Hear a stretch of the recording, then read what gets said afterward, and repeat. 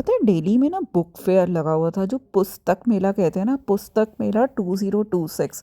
तो आज ना मैं वो देखने चली गई। मेरे को तो इतनी उम्मीद ही नहीं थी कि इतना भी रश हो सकता है। मैं तो आराम से बस धूप में थोड़ा सा टाइम बिताने गई थी। ओहो, लोग तो इतने बड़े बड़े सूटकेस लेकर आए थे। पता नहीं इसमें क्या भर कर ले जाएंगे, मेरे को तो समझ ही नहीं आ रहा था। यार मैं तो जरा से पैसे लेकर गई थी। इधर भी कुछ शॉपिंग करने को मिलती है? यार पुस्तक मेला में भी शॉपिंग! जब मैं वहां पर पहुंची मैं तो हक्की बक्की रह गई। इतना रश, इतनी भीड़ कि मैं आपको बता नहीं सकती। सिर्फ सिर ही सिर दिख रहे थे। और जितने भी काउंटर्स पर जाओ, कहीं पर भी कोई बताने वाला नहीं था। इतने स्कूल के बच्चे आए हुए थे, इतनी टीचर्स आई हुई थी कि समझ ही नहीं आ रहा था कि ये बुक मेला है या स्कूल है। तो यहाँ पर मैंने देखा कि बहुत सारी जो थी एक्टिविटीज़ करवाई जा रही थी, बट बेसिकली ये बच्चों के लिए थी। The reason being because everybody was so much busy in telling all the things to them. और जब मैं यहाँ पर पहुँची तो मैंने देखा एजुकेशनल टॉयज़ तो यहाँ पर इतने सारे थे कि मैं आपको बता नहीं सकती। अब ना बहुत सारे लोग ना बस वो एनसीईआरटी से पढ़ पढ़ के ना थक चुके हैं। तो इन कंपनीज ने भी ना कुछ प्लेवे मेथड से नए नए टॉयज निकाले हैं। तो यही सारे टॉयज मैं देख रही थी। मेरे को ऐसा सच कुछ वर्थ तो नहीं लगा because they were not able to explain very nicely. बस इन ये क्या कर रहे थे कि फ़ोन नंबर ले रहे थे, एज वेल एज कह रहे थे कि हमारे जो सीनियर्स हैं वो आपको कॉल करेंगे and they can come to your place and explain you each and everything. पर थी चीज़ें नई। मतलब कुछ न्यू सा दिख रहा था, कुछ मतलब कि जैसे अबाकस हो गया। अबाकस ये कहते हैं अब ओल्ड हो गया है। तो बहुत सारी पुरानी पुरानी जो चीज़ें हैं वो न्यू वे से जो आ गए। तो एक इस जगह पर मैं गई जहाँ पर क्राफ्ट की बहुत अच्छी बुक्स थी। मतलब बच्चों से रिलेटेड आई डोंट अंडरस्टैंड, इतनी एक्टिविटी बुक्स, इतनी सारी फिक्शन बुक, इतनी सारी स्टोरी बुक्स, कितना कुछ इकट्ठा कर सकते थे। और पता है बुक्स कोई सस्ती नहीं थी। सारे पवेलियन पर बुक्स बहुत ही महंगी थी।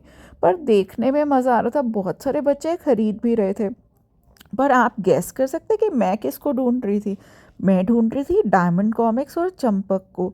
यहाँ पर पब्लिशर्स भी बहुत आए हुए थे, लेकिन सही बताऊँ तो प्रॉपर एक्सप्लेन नहीं कर पा रहे थे। बस ये है कि घूमने के लिए जगह अच्छी है, बट ये है कि बहुत कुछ समझ आए वो पॉसिबल नहीं है, क्योंकि हर काउंटर पे बहुत ही रश था।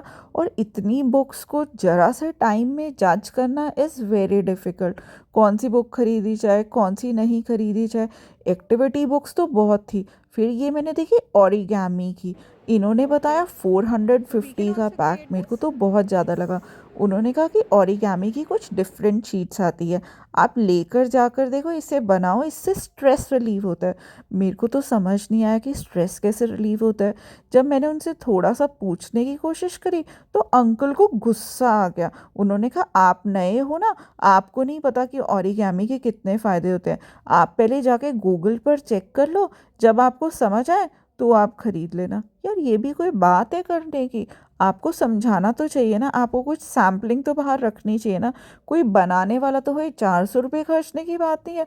कोई बना कर तो दिखाए। वो कहते हैं सब कुछ अंदर लिखा हुआ है, आप देखो और उसे बना लो। यार ये चीज़ करनी है तो फिर मैं ऑनलाइन ही खरीद लेती हूँ। फिर मैं गई एक बुक के स्टॉल पर। वहाँ पर मेरे को काफ़ी अच्छी बुक्स नज़र आ रही थी, बट समझ नहीं आ रहा था कौन सी लूँ और कौन सी ना लूँ। बिकॉज द थिंग इज़ कि ना तो मैं किसी स्कूल में टीचर हूँ और ना मेरे कोई छोटे बच्चे हैं। मैं तो सिर्फ चीज़ें देख रही थी और बुक्स मतलब ये पुस्तक मेला को एंजॉय कर रही थी। और रश देखकर तो कुछ ज़्यादा ही मज़ा आता है। ठीक है, अच्छा था, धूप निकली हुई थी प्यारी प्यारी, ऑर्गेनाइज था, ये नहीं कि धक्का मुक्की थी। पर ये भी आप नहीं कह सकते कि भीड़ कम थी। सिर से सिर टकरा रहे थे। और बहुत सारे लोग जो हैं बुक्स खरीद भी रहे थे। बहुत सारी एक्टिविटी बुक्स, बहुत सारी कलरिंग बुक्स, बहुत सारी पेंटिंग बुक्स। पर पता नहीं यार, painting books, greeting card books, ये सब 500-500 रुपये की मेरे को तो बहुत बहुत बहुत महंगी लग रही थी। मतलब 500 रुपीज़ में समझ नहीं आ रहा था। बट हो सकता है कि उन्होंने इतना सोच समझ कर कुछ चीज़ को एक जगह पे ऑर्गेनाइज करा, तो definitely they will be charging for it. So ये सब कुछ देखकर एक बार मन करा ले लूँ। फिर मन करा यार क्या करना है, इतना भार उठा के ले जाना। और जिस स्टॉल पर जाओ वहाँ बच्चों की बुक्स ही बुक्स है।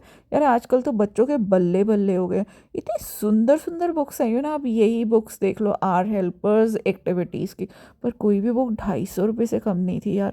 250 रुपये बहुत ज़्यादा लगते हैं, एक आध बुक खरीदनी हो तो ठीक है, बट इतना महंगा खरीदने का बिल्कुल मन नहीं था। फिर मेरे को सामने दिख गया राज कॉमिक्स। अब मेरे को ना बहुत ज़्यादा एंग्जाइटी हो रही थी यार, डायमंड कॉमिक्स आया कि नहीं, क्योंकि प्राण जी जो थे जब से वो चले गए तब से चाचा चौधरी का सेलिंग जो है वो बहुत डाउन हो गई। बट ऐसा नहीं हो सकता कि डायमंड कॉमिक्स वाले ना आए। तो ये थे राज कॉमिक्स वाले, ये भी बहुत पुरानी थी अजगर की स्टोरी। जब हम छोटे थे ना तब हम ये सब कुछ सुनते थे, पर मैंने इनका बस स्टॉल देखा, बट मैंने यहाँ से कुछ ख़रीदा नहीं, बिकॉज मेरी आँख तो एक ही की तरफ थी। और ये था कोई author, I don't know him, इनका इंटरव्यू चल रहा था तो मैंने सोचा मैं भी इनका देख लेती हूँ। पता नहीं कोई ये बाहर के थे, आई डोंट नो क्या था क्या नहीं। ये बहुत सारी बुक्स खरीदने आए हुए थे और एज वेल एज अपना इंटरव्यू दे रहे थे, पर मैं तो अपना बुक्स देखने में बिजी थी। और फिर मेरे को दिखा चंपक। यार चंपक तो खरीदने का बनता है ना यार, 10 रुपये वाली बुक अब आ गई 55 रुपये की। फिर आगे गई तो पता चला कि मिनिस्ट्री ऑफ कतर ने अपनी बुक्स लगाई हुई है, और यहाँ पर तो माशाल्लाह इतनी भीड़ इतनी भीड़, क्योंकि वो एक अपनी चाय की ड्रिंक पिला रहे थे, एज वेल एज आप अपना नेम जो है अरेबिक में लिखवा सकते हो। तो लाइन में जी बाप रे बाप, 150 से 200 बंदा लाइन में खड़ा हुआ था, सिर्फ किस चीज़ के लिए, अपना नाम लिखवाने के लिए। यार ये तो यूएई डे में पहले भी मैंने बहुत बार करवाया हुआ है, तो मैंने तो सिर्फ ऐसे ही देखा और मैं बाहर की तरफ निकल आई। और अब क्या था, अब कहाँ पर जाऊँ, अरे डायमंड बुक्स। अब तो आप समझ ही गए होंगे कौन है ये। हाँ जी, डायमंड कॉमिक्स वाले। और फिर उन्होंने कहा कि यहाँ पे यूक्रेन की भी बुक्स है, बट मैंने तो कुछ देखा नहीं। मैं आ गई फटाफट अपने चाचा चौधरी पिंकी और बिल्लू की तरफ, और मैंने इनसे पूछा कि कोई डिस्काउंट है। इन्होंने कहा 3 खरीदने पर 1 फ्री है। तो मैंने फटाफट खरीद लिया और उसके बाद बाहर की तरफ निकल आई, क्योंकि ना 2:20 हो गए थे और बहुत भूख लग रही थी। अब सोचा क्या खाऊं, बीकानेर वाला था, बट इतना रश और कोई बैठने की जगह भी नहीं, और 250 रुपये के छोले भटूरे मेरे को बहुत ज़्यादा लग रहे थे। फिर थी कुल्हड़ वाली चाय, जो भी थी वो भी 60 रुपये की थी। और सबसे बड़ी बात ये थी कि एक तो मिट्टी बहुत चल रही थी और बैठने की कोई जगह नहीं थी, क्योंकि मैं अकेली थी तो मैं अपना बैग कहाँ रखती। था तो बहुत कुछ, रोल्स किंग था, पोटैटो ट्विस्टर था, साडा पंजाब था, बट मेरे को ना छोले बड़े ना मतलब पुराने पुराने लग रहे थे, और मेरे को डर लग रहा था कहीं मेरा पेट खराब ना हो जाए। और मक्की की रोटी सरसों का साग पहले से बना के लाए, उसको सिर्फ गर्म कर रहे थे। और साथ में थी चाइनीज़ वॉक, इन्होंने दिखाने की कोशिश करी, बट मेरा ना ऐसी चीज़ें खाने का बिल्कुल भी मन नहीं था। कोई भी चीज़ यार 250 रुपये से कम नहीं थी। बस राजस्थानी कचौड़ी, वो भी उन्होंने लिखी थी 100 रुपये की। अब मैं सोच